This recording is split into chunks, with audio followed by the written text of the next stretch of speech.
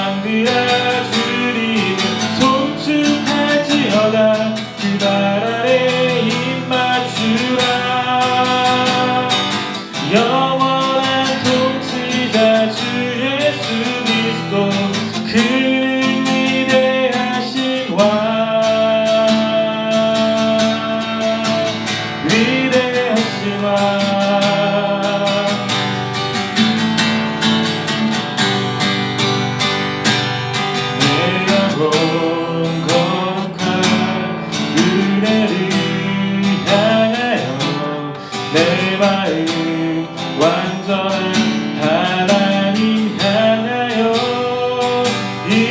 이곳에서 바로 이 시간 하나님을 예배합니다.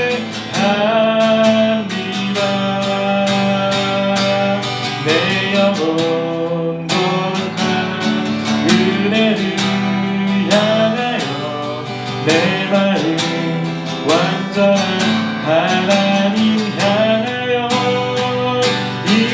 이곳에서 바로 이 시간 하나님을 예배합니다.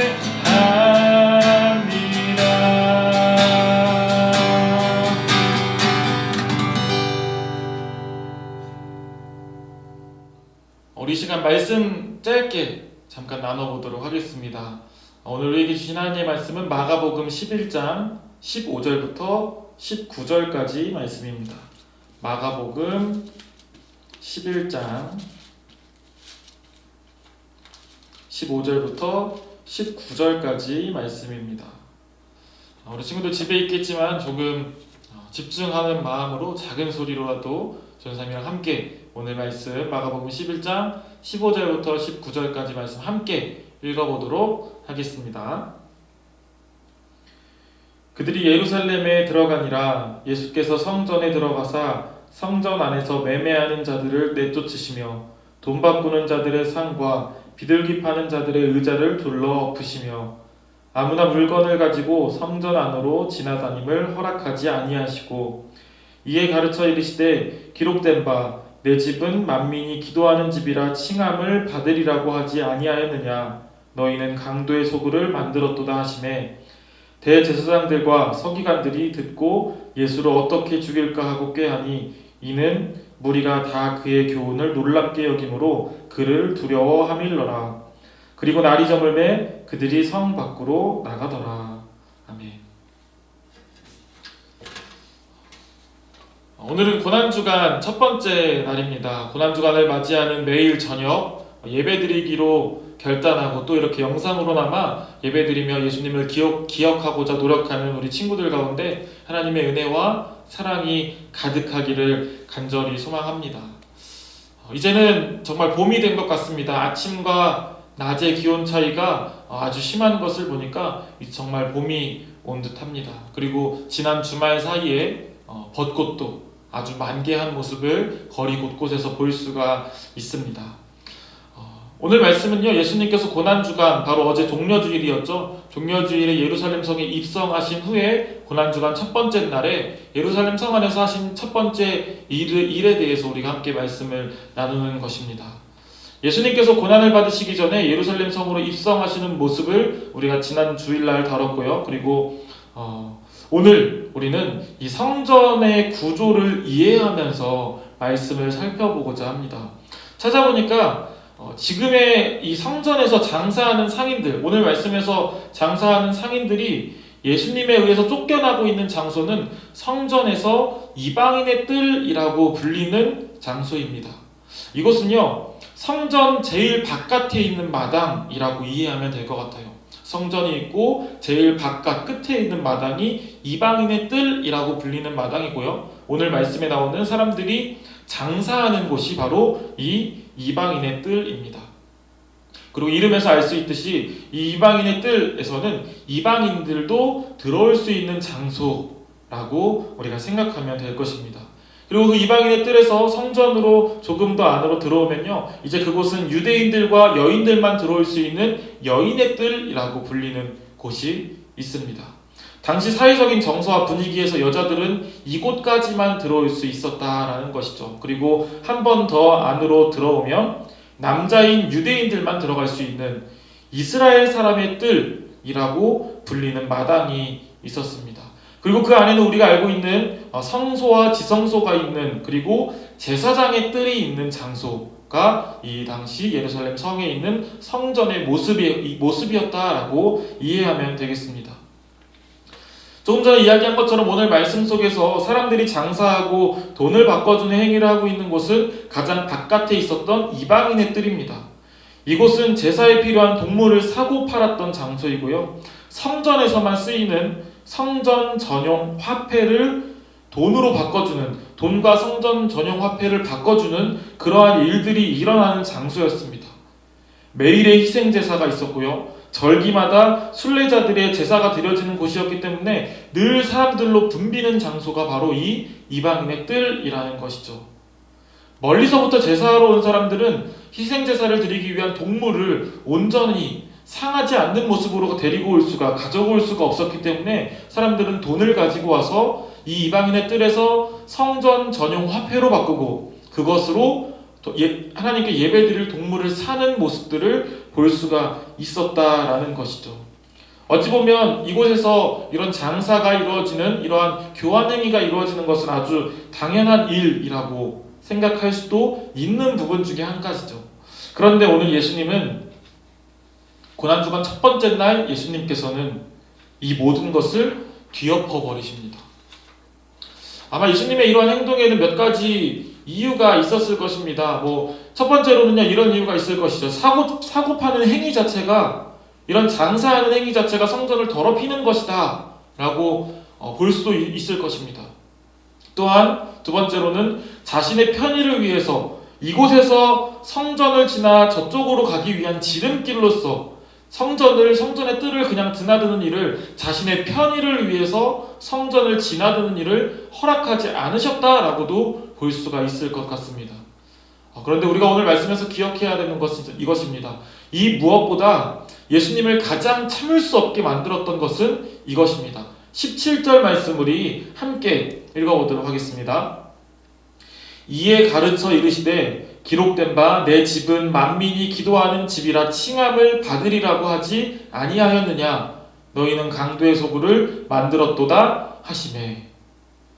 예수님께서 화가 나셨던 가장 본질적이고 근본적이고 가장 큰 이유는 바로 이것입니다.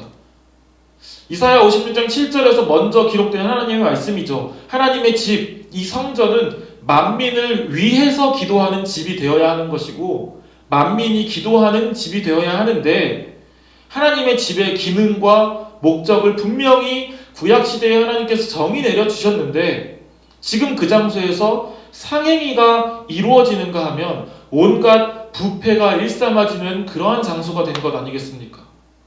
어디 그뿐이겠습니까? 이방인들은 이방인의 뜰에서밖에 제사를 지낼 수가 없었어요. 이방인의 뜰에서만 제사를 드릴 수 있었다라는 겁니다. 그런데 이곳에서 상행위가 이루어진다면, 이곳에서 장사판이 벌어졌다라면 이방인들은 도대체 어디에서 기도를 하고 어디에서 예배를 드릴 수 있겠냐? 라는 의미에서 예수님께서 모든 장사하는 사람들의 판을 뒤집어 엎었다라고 볼 수가 있는 것이죠. 그리고 모두를 위해 기도해야 하는 곳이 성전인데, 모두가 기도하지도, 모두를 위해 기도하지도 못하는 곳으로 떨어져 버린 성전의 위상을, 성전의 모습을 예수님께서는 더 이상 바라만 보고 있을 수 없었다라는 것입니다. 말씀 마무리합니다. 아직 우리의 생활은 자유롭지 못합니다. 코로나19가 이제 점점 완화되고 일상이 회복된다라고 하지만 아직까지는 자유롭지 못한 일상들을 살아가고 있습니다. 그리고 부끄럽지만 조금만 더 정확하게 우리의 모습을 들여다본다면 자유롭게 다 돌아다니죠. 학교도 가고요, 학원도 가고요, 친구들 만나러 가고요, 놀러 가고요, 먹으러도 자유롭게 다닙니다. 그런데 교회에 대해서만큼은 아직 자유롭지 못한 게 우리의 마음에 있는 것 같습니다. 예수님은 모든 사람들이 예배드릴 수 있도록 모든 사람을 위해서 당시 정치적으로 아주 위험한 행동을 감수했던 것이죠. 성전에 있는 사람들을 다 내쫓았다. 사람들이 만민이 기도하는 집이기 때문에 만민이 모여야 하는 그 성전에 있던 사람들을 오히려 내쫓았다. 이것은 예수님은 정말 죽임당할 일을 했다라고 볼 수도 있는 상황이 되는 것입니다.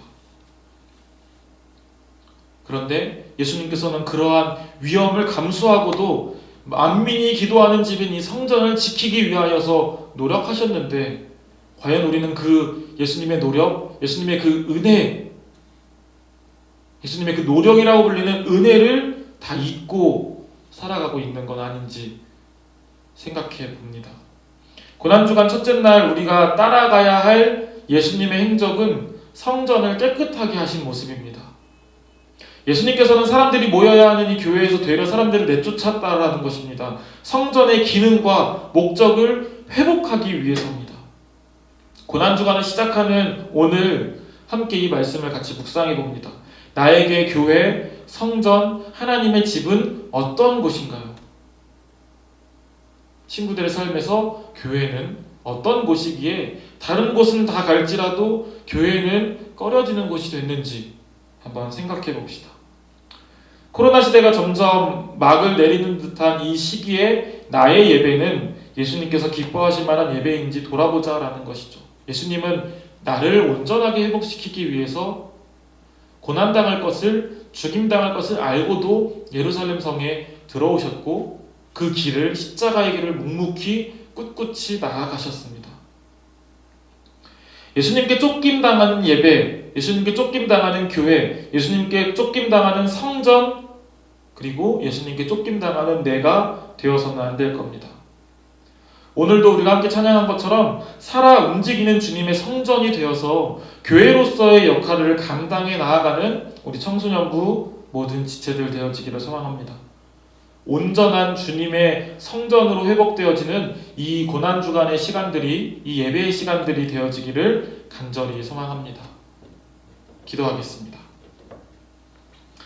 할렐루야. 사랑과 은혜가 많으신 주님, 고난주간 첫째 날을 맞이하여 예수님께서 어떠한 일들을 하며 나아가셨는지 우리가 기억하고 말씀을 또 묵상하며 이 시간 하나님께 예배를 드리며 나아갑니다. 예수님께서는 죽임당할 이유가 될 수 있는 그 위험한 행동을 감수하셨지만 그 은혜에 우리가 얼마나 따르고 있는지, 그 은혜를 우리가 얼마나 기억하고 있는지 이 시간 돌아봅니다. 그리고 이 시간 나의 예배를 또한 돌아봅니다. 예수님께서 그러하셨듯이 교회는 만민이 기도하는 집이고 만민을 위하여 기도하는 집이 되는 줄로 믿습니다. 나의 예배도 내가 섬기는 교회도 그러한 교회가 될 수 있도록 인도하여 주시고 이제는 내가 예수님의 뜻을 따라 다시 한번 이 교회로, 이 성전으로 모여서 힘차게 기쁘게 주님을 예배하며 나아가는 하나님께서 사랑하시는 우리 청소년부 모든 지체들 될 수 있도록 인도하여 주시옵소서. 언제나 우리와 동행하실 주님을 믿습니다. 감사하며 예수 그리스도의 이름으로 기도합니다. 아멘. 우리 시간 함께 찬양하고 모든 순서 마치도록 하겠습니다.